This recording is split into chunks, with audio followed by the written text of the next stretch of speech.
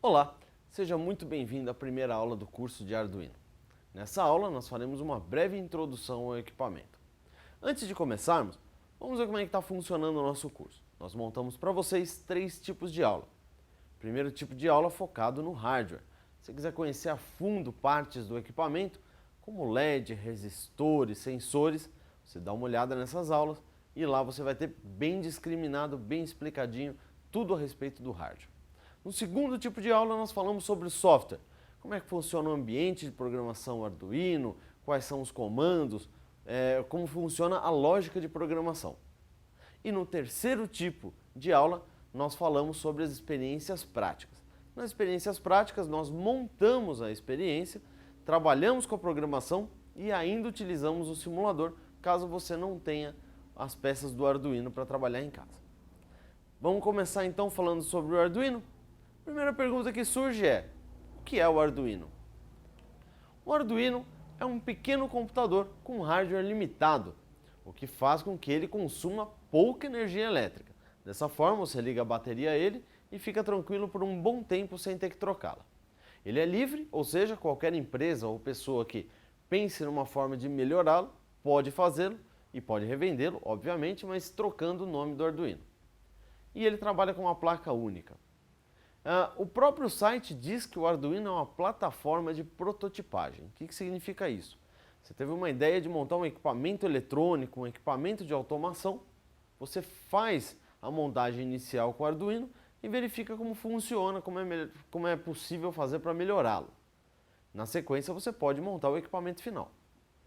Ele trabalha com código aberto, pode ser modificado também, e ele trabalha com programação em C. Programação em C, uma programação um pouco mais rústica, uma programação com comandos bem simples de serem trabalhados, que facilita bastante aí para trabalhar com a lógica de programação nele.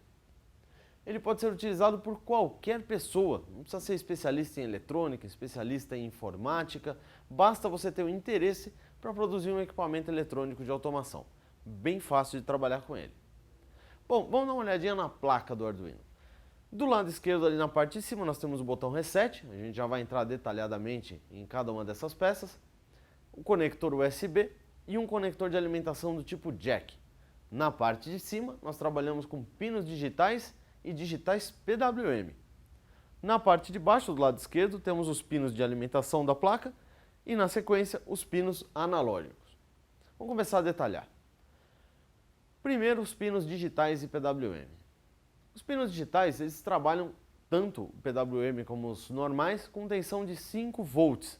Eles funcionam também como entrada e saída de dados. A diferença é que os pinos digitais, eles trabalham só com 2 valores cheios. 0, caso você dê um comando low, ou 5 volts, caso você dê um comando high. Nós dizemos que funcionam como dados binários, eles funcionam como 0 ou 1. 0, 0 volt e 1, 5 volts.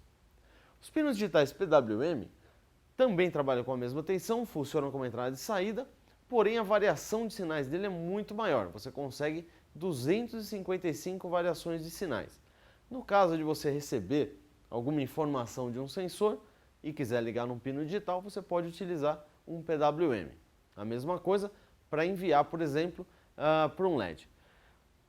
Na prática funciona da seguinte forma: se eu ligar um LED num pino digital, o LED acende e o LED apaga. Se eu ligar num pino digital PWM, eu consigo fazer uma variação da tensão que eu vou enviar e o LED vai aumentando ou diminuindo a luminosidade de acordo com o comando que eu trabalhar. Vamos para frente então. Pinos analógicos. Os pinos analógicos, eles funcionam apenas como entrada de sinais. Normalmente a gente utiliza esses pinos analógicos para fazer a ligação de um sensor. Quando ele recebe o máximo de tensão dele, que é 5 volts, o valor que aparece para quem está analisando é 1023. Ou seja, dá para você obter valores de 0 a 1023. Se você fizer uma comparação com o PWM, que é de 0 a 254, você vê que a diferença é bem grande. Vamos para frente? O botão de reset. Quando você grava qualquer programa no Arduino, ele fica gravado, ele fica latente na plaquinha. Então, se você desligou da energia elétrica e ligar novamente, o programa que virá é aquele que você gravou por último. Para você apagar esse botão sem ter que entrar na parte de programação, você aperta o botão Reset. Ele vai zerar a memória da plaquinha. O conector USB ele tem função dupla. Ele serve para você ligar o computador ao Arduino, de forma a passar a linguagem de programação direto para ele, e ele também funciona como alimentação elétrica.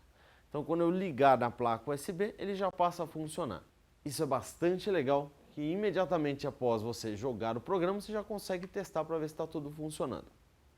E embaixo eu tenho um conector de alimentação do tipo jack, que ele faz com que eu possa ligar a placa através de uma bateria ou de uma fonte.